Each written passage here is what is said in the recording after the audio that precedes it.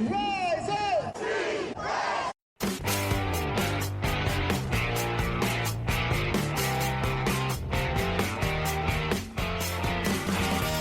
This is the Rise Up See Red podcast, all about the Arizona Cardinals and the NFL, featuring insider and outsider perspectives. Enjoy the best hour of Cardinals talk on the web. Now here are your hosts, Jess Root and Seth Cox.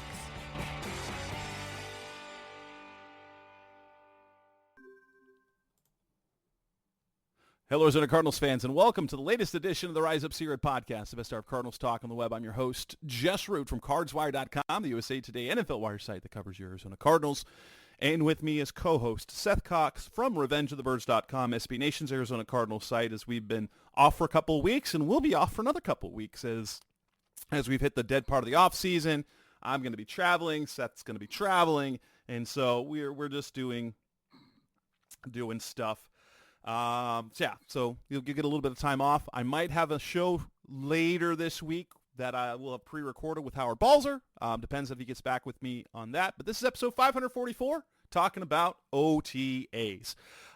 Seth, we are almost done with the voluntary part of the off-season, and it has been quite notable that everyone of note, of importance, has been in participation. In particular, one Budda Baker, who sat out all the voluntary work last year, asked for a trade, wanted a new contract, wanted to be paid a lot. When ultimately he wanted his money guaranteed, which he got last year, got a little bit of a signing bonus, got his guaranteed money last year, then had, Pro Bowl incentives and per game active roster bonuses, and a $400,000 workout bonus, which we talked about is probably the main catalyst why he has been in participation in the offseason program. But he addressed the media on Monday after practice, the final Monday practice of OTAs, and talked about, he was asked, I started the line of questioning about his contract status, how he's entering this year, and what he wants moving forward. And I guess we probably shouldn't be surprised by it, but he's happy to be here. He wants to be a Cardinal. He said that. He said, I want to make this very clear. I want to be a Cardinal. He understands it's a business, but he's also not doing anything differently this year because even though it's a contract year, he said that's my main goal every year. It's like I treat every year like a contract year. Contract year, I treat every single year like a contract year. For me, I love this game. I played at a high level each and every week because of the work I put in each and every week. I'm an honest believer in controlling what I control. I can control and do my job. At the end of the day, everything else will take care of itself. Anything about that? Anything about what you heard Budda say that stands out to you from what we got yesterday? Not really. I mean, you just look at it. It's pretty. What's the word I'm looking for? It's a pretty boilerplate stuff. He was very politically correct in everything he kind of said to make sure everybody knows that he wants to be an Arizona Cardinal for life, and all the good buzzwords he hit. And it's not that I don't believe him, because I do. There's no reason not to. It's one of those things that's like, I don't know if, and I thought him, kind of addressing that it's a different group was probably the telltale sign, right? Like, it's not that he doesn't know where he stands. It's just that he doesn't necessarily know if he is valued in the same way that he was with Steve Keim in control, and obviously different coaching groups, but with Steve Keim there, Monty and Jonathan Gannon are going to build the team in the direction that they feel is best. And that's kind of where you see maybe uncertainty. And I think maybe even you look at it and you go, at least he acknowledges that, right? Like, hey, these aren't the guys that drafted me, that have re-signed me multiple times. Like, this is a new group of guys. They're going to do their thing. And I want to be a part of it. And I think that's, like I said, the politically correct statement in that, yeah, I want to be part of it, but I'm not going to, worry if I'm not, so to speak, right? Yeah. One thing I found kind of interesting is what he said about being able to speak up. Like everyone in the locker room, there's different. And you think about it, like on the defensive side of the ball, you're like, I don't know if this was in reference to the previous coaching staff, previous players, but like he says, there's more freedom to say what you need or want to say, no matter who you are on the roster. That was the one thing that was kind of interesting, because last year, like, come on, last year Budda was the man on that defense. There was nobody. There was no, like, unless it was in reference to before. And maybe with a JJ in the building, maybe with Cliff, maybe with Klein. I don't know. But I've also, we've heard that Vance Joseph is not very open to suggestions, right? Or things like that, that he's kind of, and I've said this a million times, like there are two type of coaches and well, there's more than two, but like there's two type of coaches that have success. There are coaches that are like, this is how we do it. This is my way, blah, blah, blah. But then there are coaches that are willing to and able to take constructive feedback from those around them. And one of the things that we've heard about Vance Joseph, and we're never in the building or in the meetings and things like that, so we really have no idea if they're true or not, is that, you did what Vance wanted. Like, it was Vance's way or the highway. And I mean, if that's it, then, that while I had my struggles with how Vance Joseph did things, at least he's living and dying by the sword that he wants. Like, he's the one making the decisions, and he's saying, this is what I want. This is how I want things done. Like, do it or it's not going to work. And you live with the consequences, and, him having gotten let go. And this isn't to say that he doesn't tailor things in some ways to players, but it's all within the construct of his structure. He believes in a Wade Phillips, and Wade Phillips was the same way, honestly. Right. There is a set system on how things are done, and you'll tailor things to within that scheme to players, but they're not going to drastically change the scheme or what they do for players. So you find players to match them rather than matching what you do with the players that you got, I guess. Right, exactly. And that's one of the things, we pondered as soon as Gannon and Rallis to an extent were hired, of like, okay, what are they going to do? And,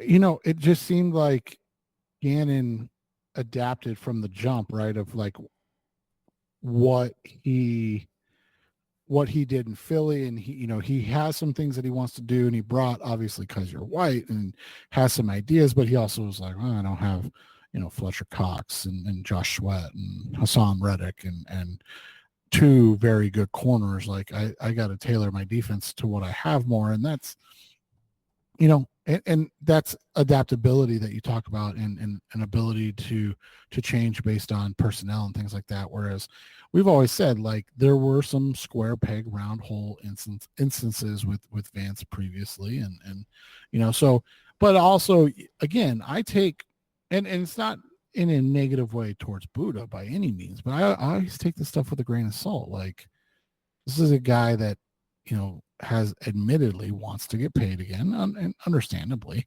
And he's kind of seen the safety market and how it's gone, right? Like, outside of Antoine Winfield, these guys aren't getting that bread like he had been.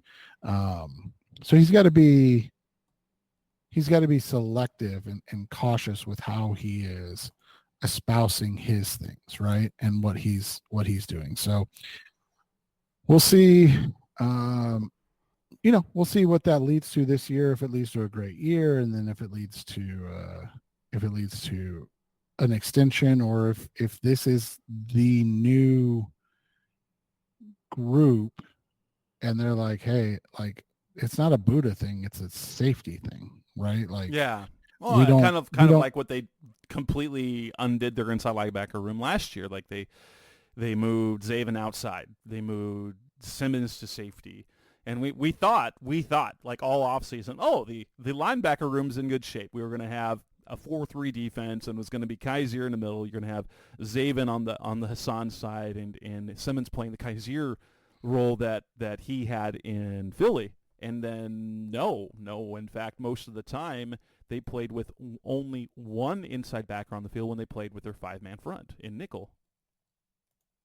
Right. And so, you look at it, how does that work out? How does that change things? And what happens as this moves forward? So we'll see as it unfolds, because I think that's the only thing we can do at this point. I mean, you're hearing all the right things, which is a positive. He's not disgruntled, right? Like, this isn't a quiet holdout or a quiet sit-in, whatever they call it. And there's not extracurricular things going on right now. So I think from the net, you have to look at it and go, I think things are okay. Yeah. Well, and I think, it also helped the fact that the safety market really did poorly. All those veteran safeties getting cut.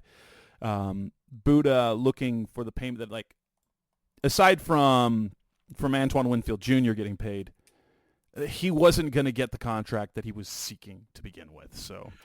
No, and that's the thing is, I think a lot of times what happens in a good way, positive way, is that, guys go, this is what I want. And you go, okay. And then the things happen and people go, yeah, I don't want that, because what I was expecting to happen is now not happening at all. Right. Like, and you look at it, I mean, it's crazy to look at the numbers, right? But the reality of the fact that you have 2024 cap hits, Budda Baker's number 3 in safeties, 2024 total cash, Budda Baker's number 4 in safeties, and then 2024 base salary, Budda Baker's number 2.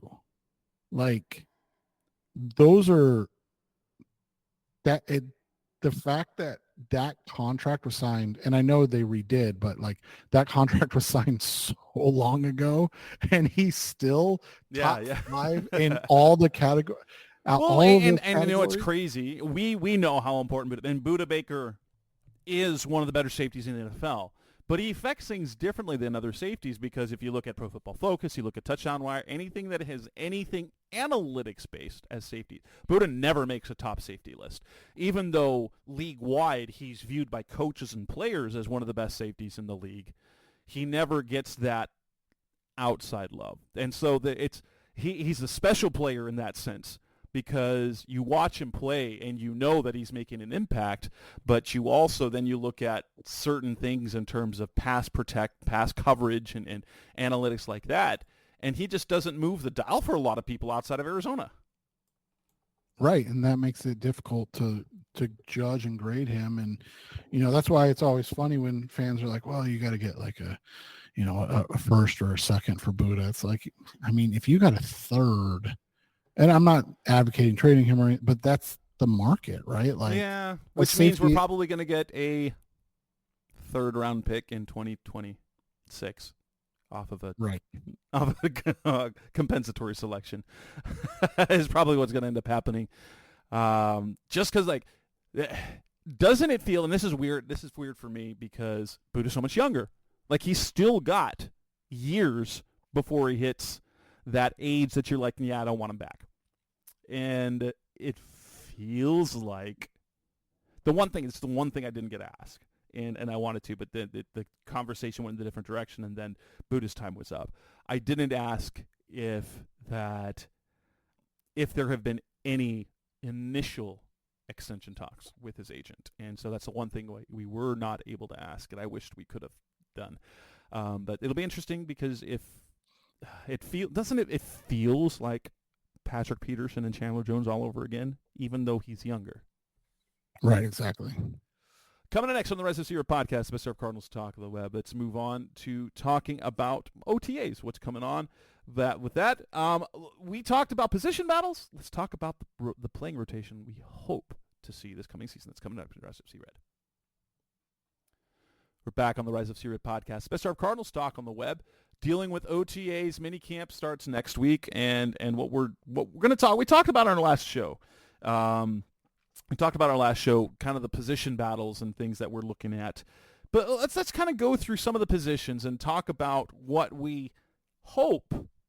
We can talk about what we project will be and what we hope would happen with the playing rotation. So let's go for that. I think quarterback, we're set, right? We don't need to talk about quarterback. If it's anyone other than Kyler Murray, trouble. Even though Desmond Ridder, as a backup quarterback, he's a very middling quarterback, maybe mediocre, but he's got nearly a 500 record. That would be a drastic improvement over what the Cardinals have had in the past. That said, James Conner at running back is going to be the starter. Who do you hope, who do we think and who do we hope is going to be the main guy behind him? I think at this point you have to hope it's Trey Benson, right? Like, you have to hope that Benson is the guy behind James Conner, and that he has what the workload is where it gets tricky, right? Because you don't want necessarily to overwork a rookie unless he's the guy, but then also you're like, can you figure out if he's the guy without it? It's an interesting quandary that they put themselves in. But yeah, I mean, you have to look and say, we hope that it's, 70 James Conner, 25 Trey Benson, and 5 everybody else, or maybe it's 60 and 30 and 10, right? Like, that's the rotation you're kind of hoping for, that Benson is good enough to do that. Yeah, I would agree. I would hope Trey Benson going to be the guy. I think he'll probably be the guy, but that rotation is very intriguing to me because of the players they got. I mean, they gave DJ Dallas a 3-year deal. Do they, with the money that he's being paid, do they see him? They're paying him as if he's more than just special teamer. Like, they kind of expect him to do something in terms of offense in the running back room. Amari DiMercato, we saw what he did last year, and Michael Carter is also pretty accomplished as well. So I'm leaning both think and hope that it's Benson, I think. But we'll wait and see. He's still got to sign his contract too, so there's that.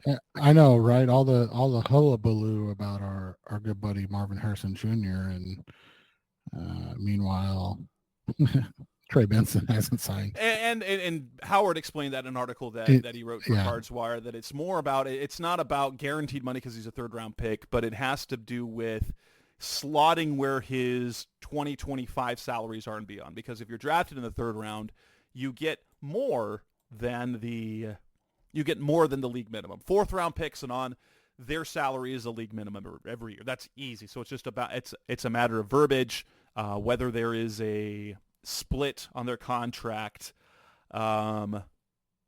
whether, like, if they make injured, if they're on injured reserve, whether it's their full salary or whether it's $470,000, which is usually the split salary.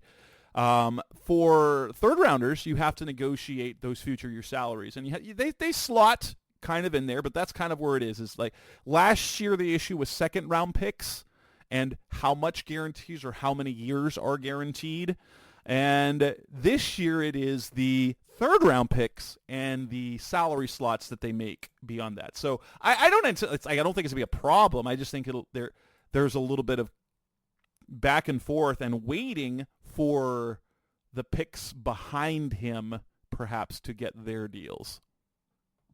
Yeah, and that's, I mean, and it's tough when you're, one of the first guys off the board at your position too, right? Because then there's not a whole lot to go off of. Yeah. We go to the wide receiver room. If we're talking top three, who do you think will be the top three in the rotation? It's tough because with the Zay Jones contract, you're assuming that he's going to be involved in the top three. But is that to push Dortch or Michael Wilson off the field in 11 personnel. That's where the question becomes, because you have to figure Connor McBride and Marvin Harrison are going to be on the field. So from there, it's like, is it going to be Zay Jones and Michael Wilson? Is it going to be Zay Jones and Greg Dortch? Is it going to be Greg Dortch and Michael Wilson? I think it's going to be Zay Jones and Michael Wilson. I think Dortch is going to be the fourth guy / like main sub that allows them to bounce Wilson and Jones around and Harrison around as needed. I would agree. As to what I want, and honestly, what I would want is Wilson to emerge as a clear number 2. That I would love to see that happen organizationally.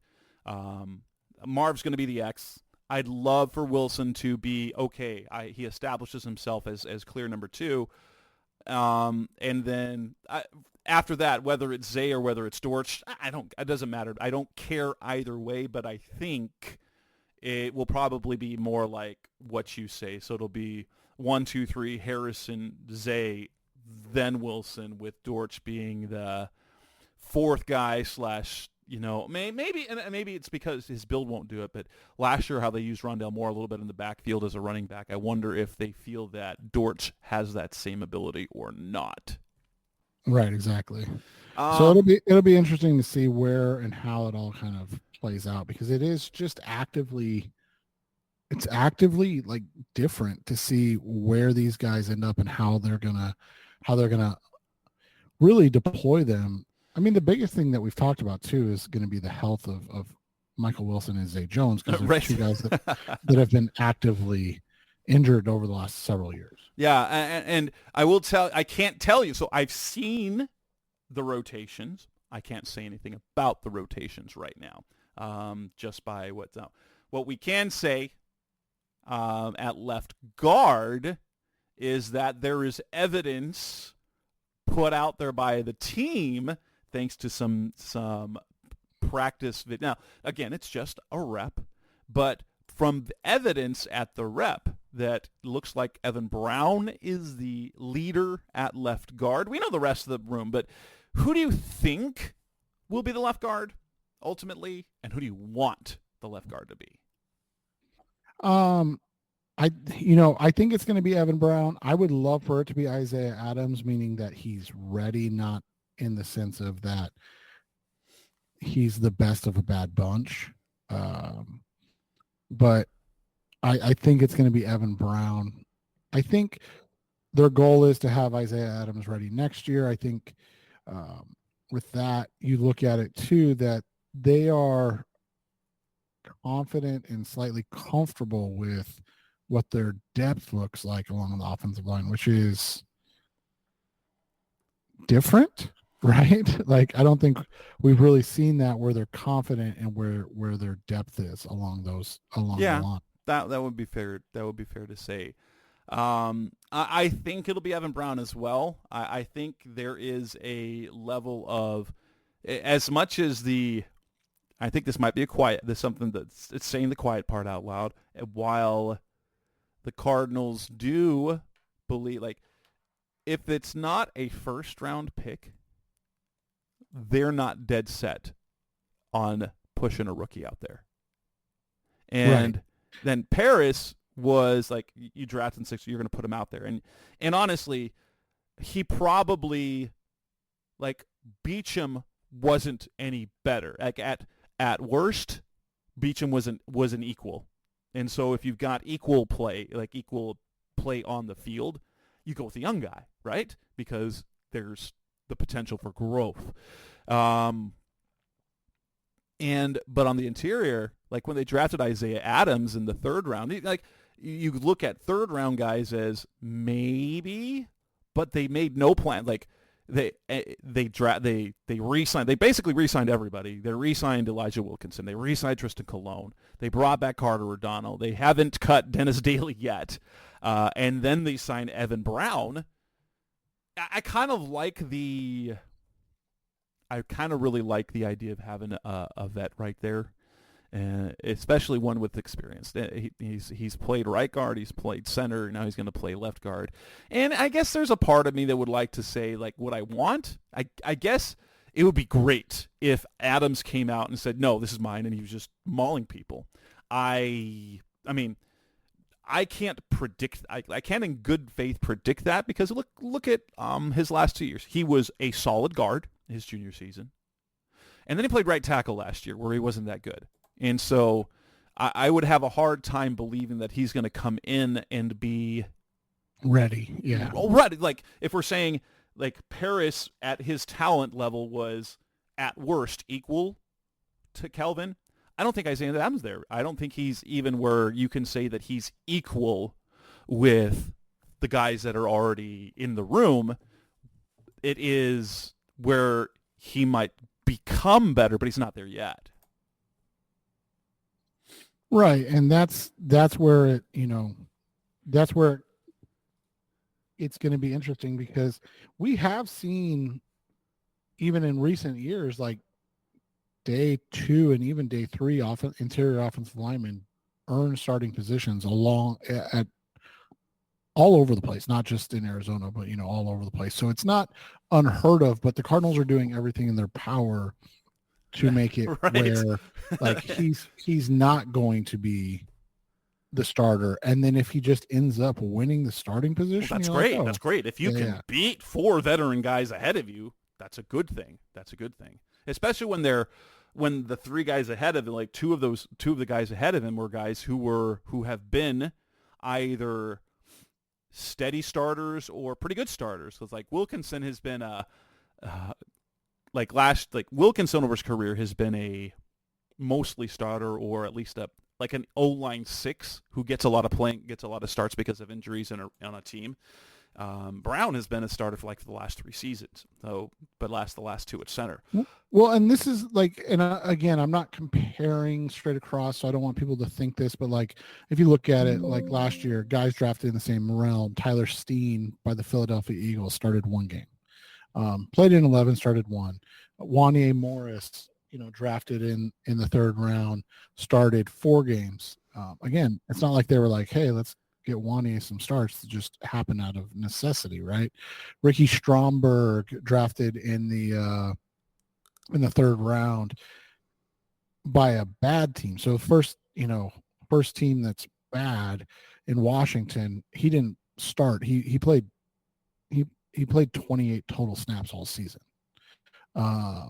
Nick Saldiveri, who was a guy that a lot of people liked coming out last year, played in 4 games. He played 37 snaps all season. So like it doesn't mean anything if they don't play.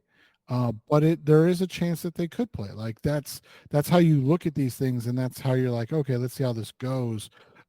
Because you have on the flip side, you have a guy like DeJuan Jones who, plays, starts 9 games, right? Like he plays pretty well. So on both sides of the coin, it can happen. It's just not necessarily a guarantee, and it's not a bad thing if it doesn't. And I think that's where people can struggle with that, is they're like, oh no, Isaiah Adams didn't start. It's like, no, that's fine. That was kind of the plan. That was the plan. Right.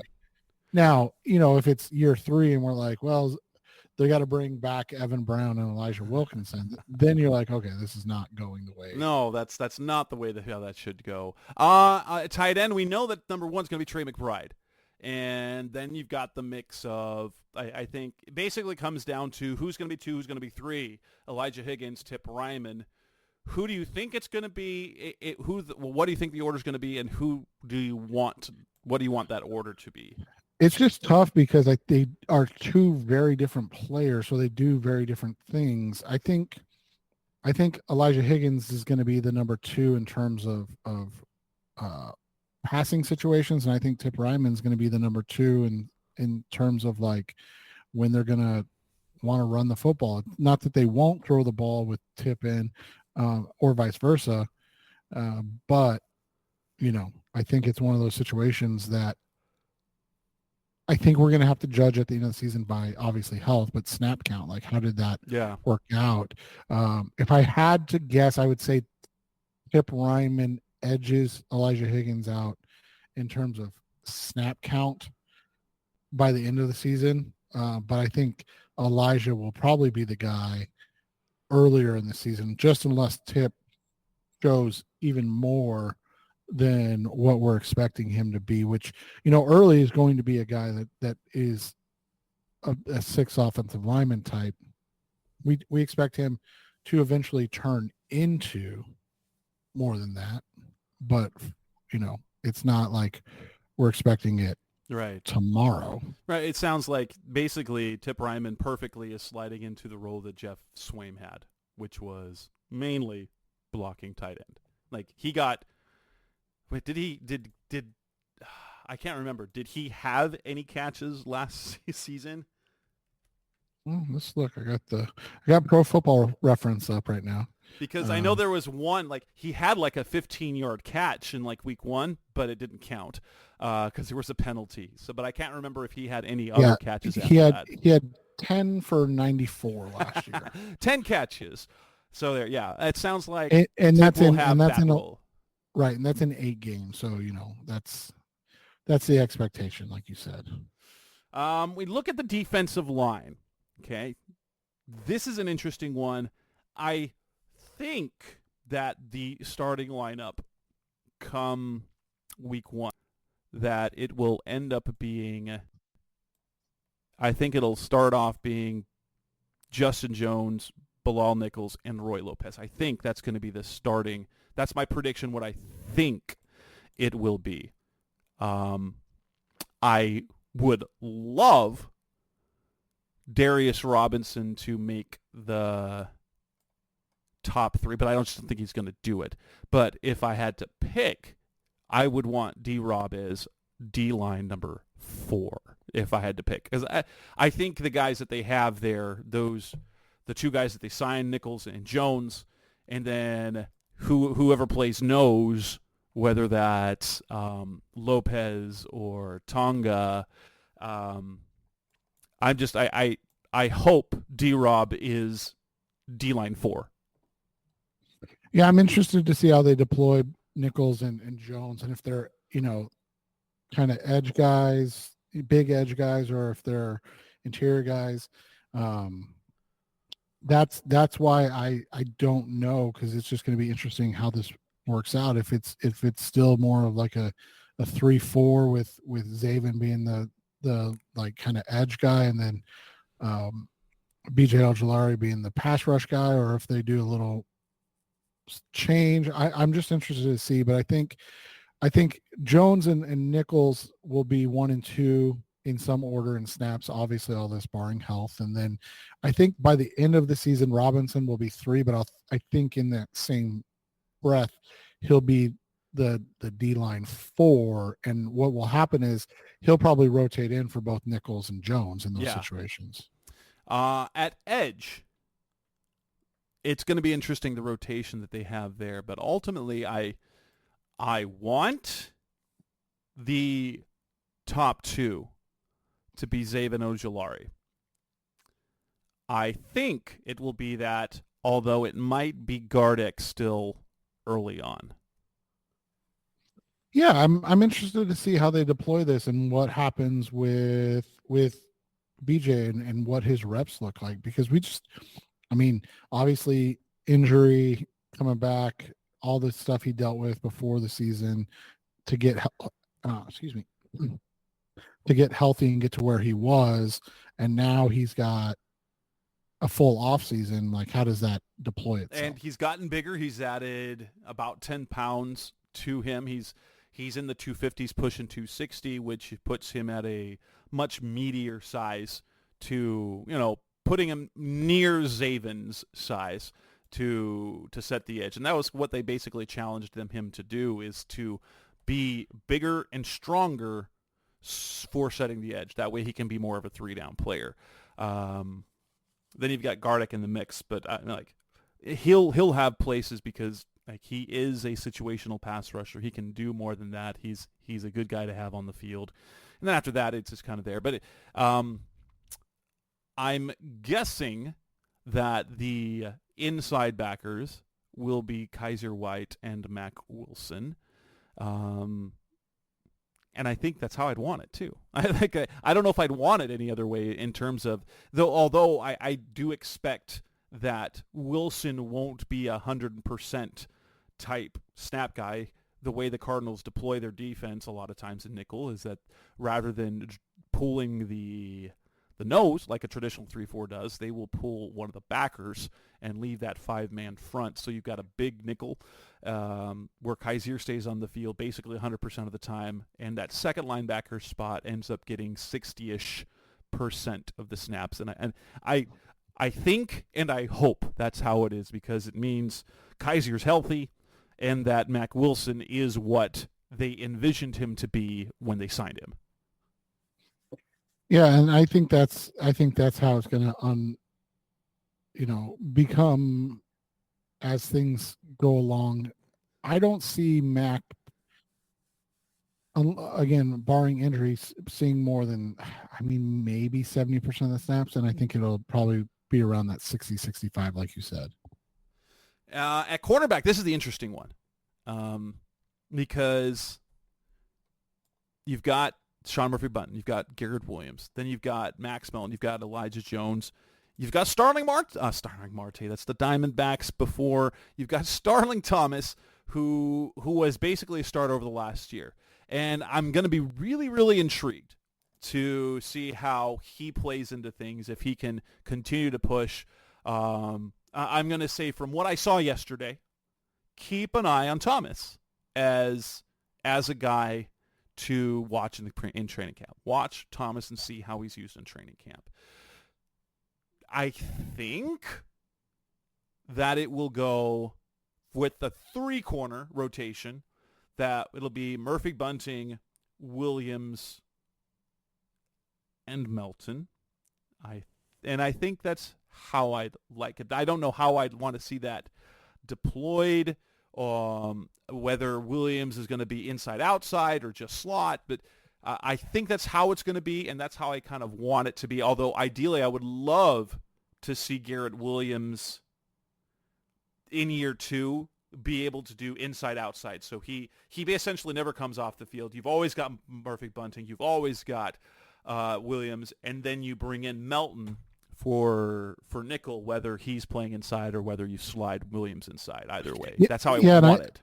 I think that's how everybody wants it. You want to see, Max Melton and Garrett Williams be the guys, right? And then Sean Murphy Bunting be the third guy. And like you said, it doesn't matter how or where they play, but those 3 guys be on the field. But you want, ideally, Max and Garrett Williams to be the guys, because we know what Sean Murphy Bunting is. And if he's your third corner, then your corner room is really good, right?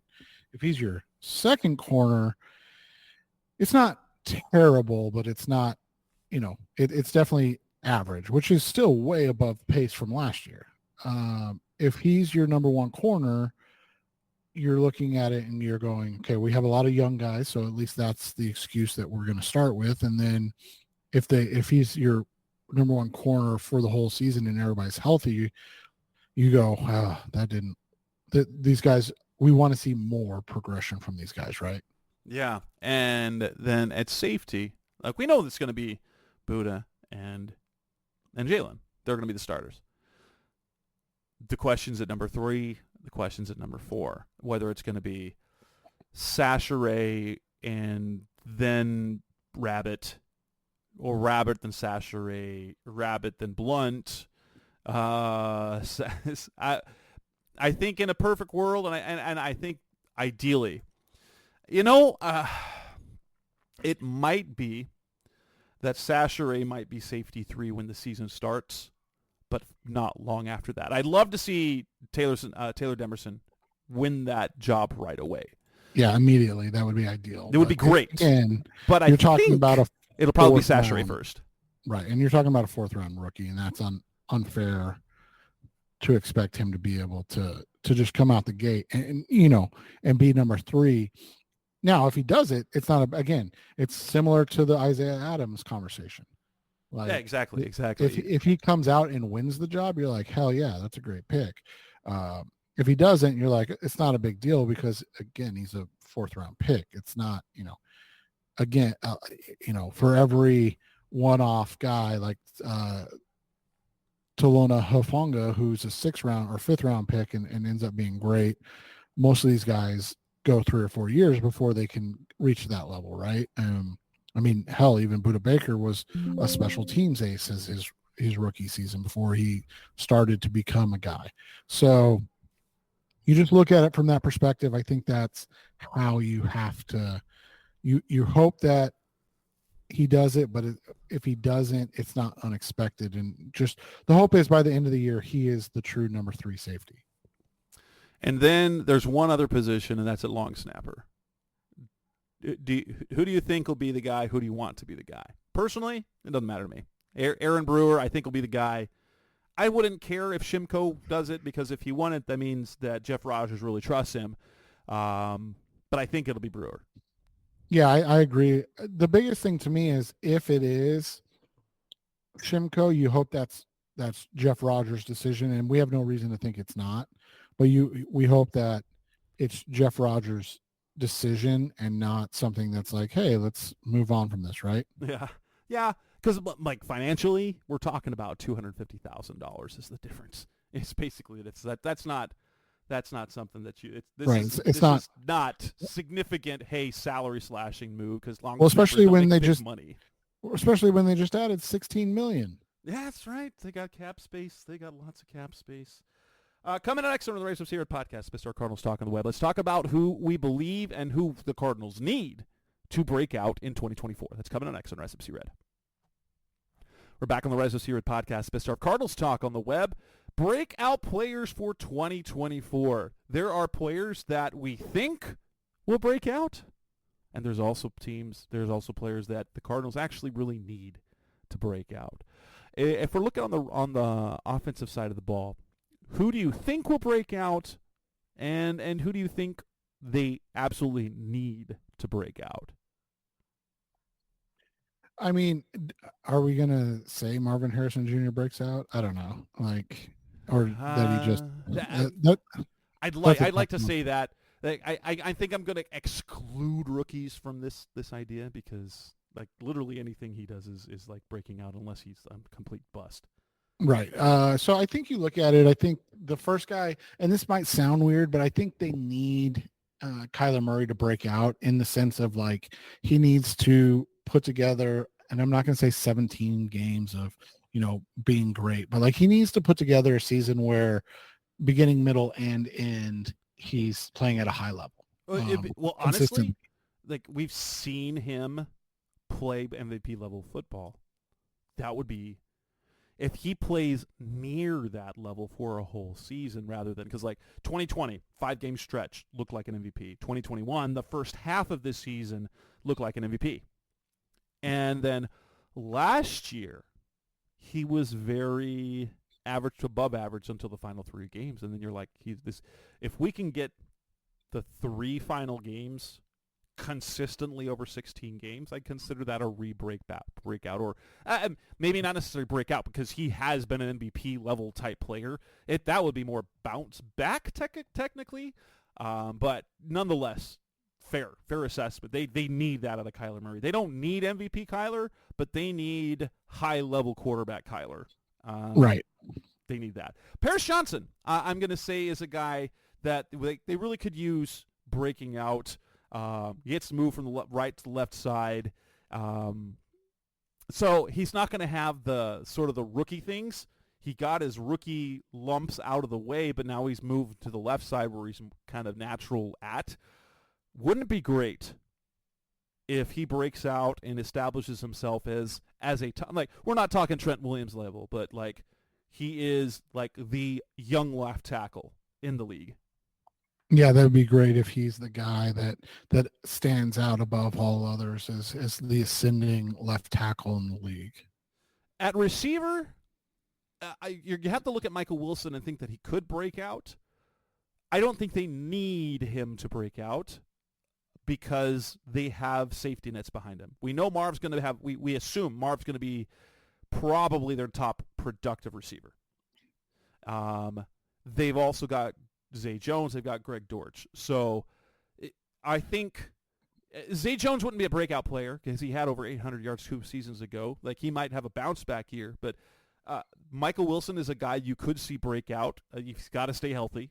When he was healthy, he was productive, and now he's in year 2. So, you know, if he could produce at like Christian Kirk level production when Kirk was here, I'd say that would be breakout worthy. They don't need him to, but they do need somebody to break out or bounce back. So if Wilson doesn't do it, they need it from Dortch, or they need the bounce back year from Jones. I'm going to put that caveat that way. Yeah, exactly. They need one or the other. So you got to have somebody that breaks out in this situation. I don't think. I mean, can we? I was going to say, can you say Trey McBride? Like he already broke out. He's a star, right? Now. Like he's a star. I think you need him to maintain that level and yes. be a top 5 to 7 tight end in the NFL. Yes, but I don't think on offense you go to the defensive side of the ball. You look at B.J. Ojulari as a potential breakout guy, but honestly, what do they need? They need both Zaven and Ojulari to break out as pass rushers. I was going to say here's what they need. They need they need 2 of 3. They need either, like you said, Zaven and BJ, Zaven, and I know we said no rookies, but Darius or Darius and BJ, like 2 of those guys. Like if you get the same level of play that they have been getting from Bilal Nichols and Justin Jones, then you're fine. And then you just need 2 of those 3 to break out, and all of a sudden they become much better, right? And I'm going to point to Justin Jones. Like, he showed last year for the first time some pass rushing punch. Okay? Take that to the next level. We're not talking like 9, 10 sacks, but take that 4.5, take it to 7 or 8. Okay? Take the quarterback hits up to 25. I kind of think if you can get between Robinson doing something, if you get 2 out of the 3, Zaven, Ojulari, and Justin Jones, producing at a much higher level or kind of breaking out pass rushing wise, you're in a good spot. You're in a really good spot.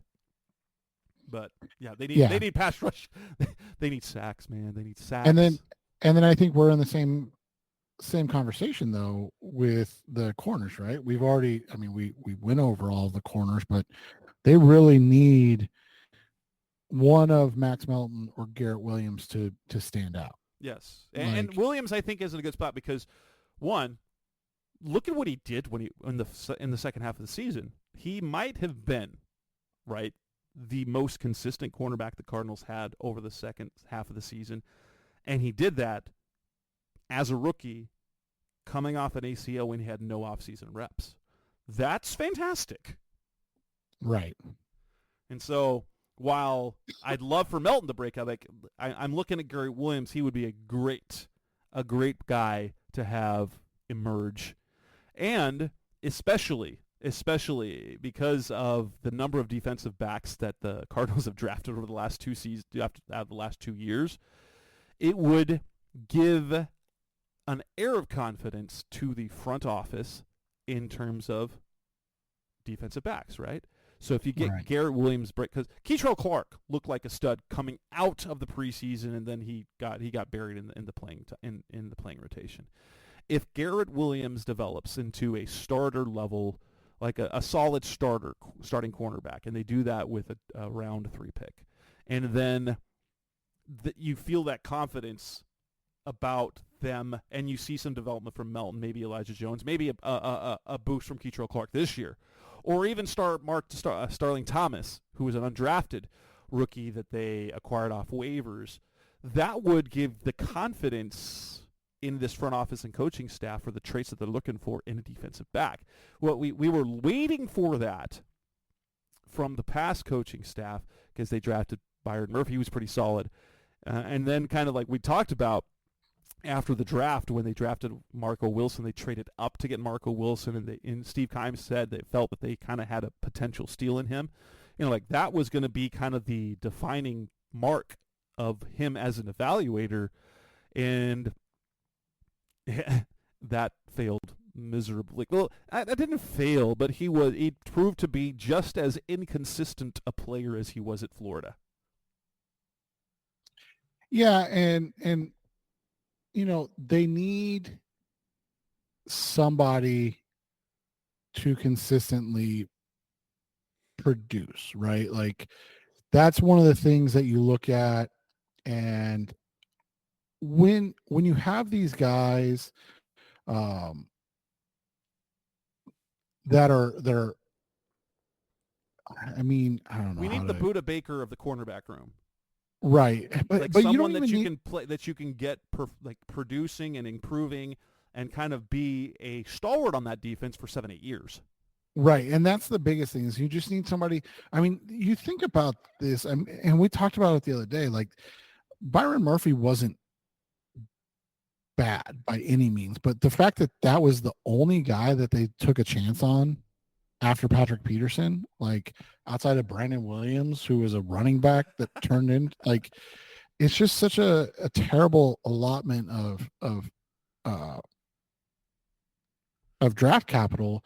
And you look at what this new regime has done, and they've kind of flipped that on its head. And obviously, Garrett Williams was a 3rd-round pick, and then you've got Max this year, and then Elijah Jones was a 3rd-round pick. And it's like they're taking it seriously, but is it a viable way to attack it, right? Is it like, do you have to find a star, or can you have a room full of good players who all just kind of feed off each other's ability? And yeah, you don't necessarily need that alpha. You don't need that lockdown corner one. Obviously, if one of those guys turns into one of those, that's great. But can you get away with having, a bunch of really good guys that, if you had 3 number 2s, but no number 1, that would almost be better than having, right, a number 1 and then what the Cardinals had before, where it was like a rotating door of like, who's going to do it next. So. Right. And, at safety, we don't need anybody breaking out because we've already seen breakout season from Jalen Thompson and Budda Baker, and Matt Prater's been kicking forever, and Blake Gillikin as a punter, I think you could say as a punter, broke out last year. So, yeah, I think that kind of wraps that up, Yeah, and it'll be interesting as we go through this and like figure out how this all comes together, because there are so many unknowns still as we went over. Like they need guys to break out. They need guys that have broken out to maintain a breakout or reestablish a breakout. Those are all things that, and they're taking these massive chances, and not in a negative way, but these massive chances on guys like Paris Johnson Jr., like, Garrett Williams, things like that, where before it was always like, DJ is good enough. And well, you have Patrick Peterson. So you don't need somebody else, right? Like, so now it's completely different. So we'll see how that goes. And with that, we will wrap up this edition of the Rise of C-Red podcast, the Best Our Cardinals Talk Club. This is episode 544. Seth and I will be off for a couple of weeks at least, because I will be off in Europe, and then I will be back, in Texas and stuff, and I can probably record from there. I think you will get episode 545 that will publish with me and Howard in the next few days. I should be recording that later tonight. But until then, that's Seth Cox. I'm Jess Root. This is the Rise of C-Red podcast. Thanks for listening, as always. Thanks for listening to the latest edition of the Rise Up C-Red podcast. Listen to previous episodes and subscribe to the show on Apple Podcasts, Stitcher Radio, Audioboom, or many other podcast platforms, so shows are delivered directly to your mobile device. Please give the show a 5-star rating and always support the sponsors who support the show. We'll be back soon for the best hour of Cardinals talk on the web. Rise up, Red Sea, be Red, C-Red, and of course, Rise up, C-Red.